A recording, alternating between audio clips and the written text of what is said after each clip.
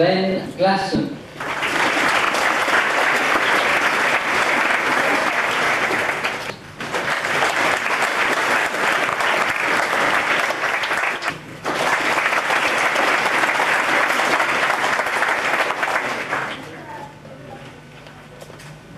Coy Jones.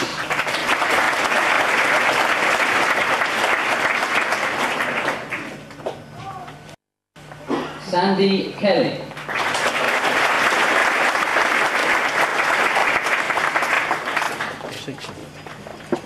Katie Knox.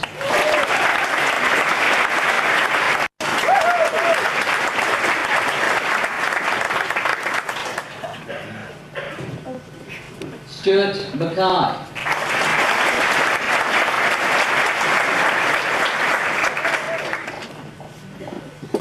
Christine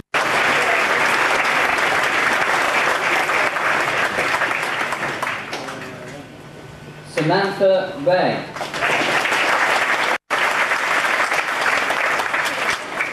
Thank you. And some of you have seen me before in this capacity. I make an award available for what I think is something very special. It's an award that can be won by anybody, but I make it available because I think that it's a lesson that everybody could learn to enable them to be a success. And it simply is to put a maximum of effort into everything that you learn. If you learn the lesson, and the earlier you learn the lesson, the quicker you will become a success at whatever else you want to do. The success that you achieve out of life is directly proportionate to the amount of effort that you put in. The young man at your school who's learned this lesson early enough to be a success is Andrew Moore.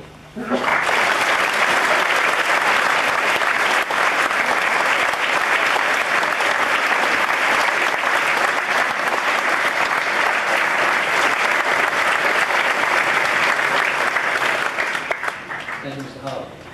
The High School Council has been extremely active this year. Their president, Mr. Barry Austin, has put many voluntary hours into the job.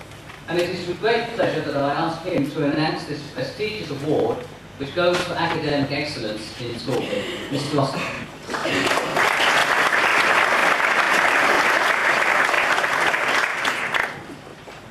Distinguished guests, graduating students, staff, ladies and gentlemen, and neither are you going to get speeches from me. I'm one of the few people who turned up in fancy dress today, perhaps I got the wrong party. On behalf of the school council, and I'm simply the speaking head in that regard, I'd like to acknowledge in this forum the work of a dedicated number of parents and students and teachers who work behind the scenes to achieve quite a lot this year, as Mr. Spanford said, in the school council. And perhaps just to put a plug in for the work of improving his grades. Out of his 5 chosen subjects, Mark has achieved 4 grade A's.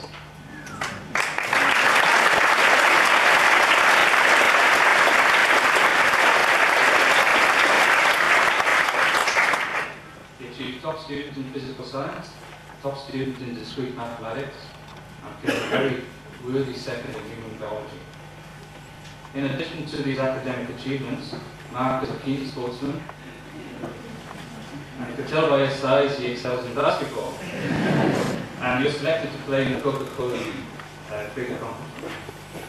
I'm sure that you agree with me that Mark is a very worthy recipient of this award, and I'd like to congratulate Mark and wish him all the best for the future.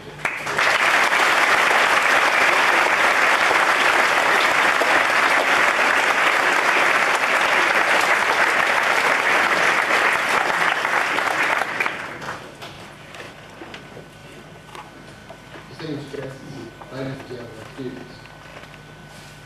For a time like this, I've been reflecting, as you can well imagine on the podium, as to what I should say to students who are about to leave school.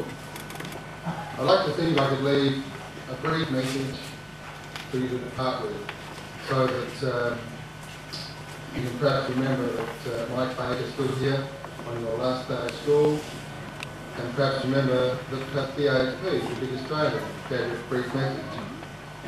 one thing I'd like to leave with is just one simple message. Create a vision of where you're going and what you're doing. The mere fact that you're here today is probably some evidence that you've done just that. It's probably the very thing unconscious that has kept you going. A vision of what you want to do is most important. Just imagine, if you will, an ancient battle between perhaps Romans and the Spartans. The Spartans were always quite good stuff. And during a break in the battle, the Roman generals tried to fight the field to perhaps lift the spirits of his flagging troops. And one of them says to him, "General, what on earth is this battle about?" Imagine what would happen to that chap's spirits if the Roman said, or general had said, "What's the job, son? 3 spare meals a day and a rock to put your head on at the end of the day. Endless supply of band-aids." It's not very inspiring. When we expected a general and a leader of an organisation to have something more inspiring. In an organisation, we expect the organisation often to provide the vision. With yourself, you're the chap in charge or the person in charge of your own organisation. Create a vision of what you want to do. It may not be immediately apparent what you want to do, particularly if you're looking to go to university or embark upon some career. It's often a little bit vague, but reflect on it often. And as it becomes clearer, make sure you have action plans in place to make that reality. In an organisation, we have formal processes where we sit down, we write down our visions, we write down action plans. If you can do that as an individual, you'll find that your efforts come much more naturally and much more practical. That's the message. The other thing I was going to say was that for all those who graduated, well done. Not everyone gets a trophy, perhaps like we're doing at a very junior level of support where we give everyone a little trophy for simply participating.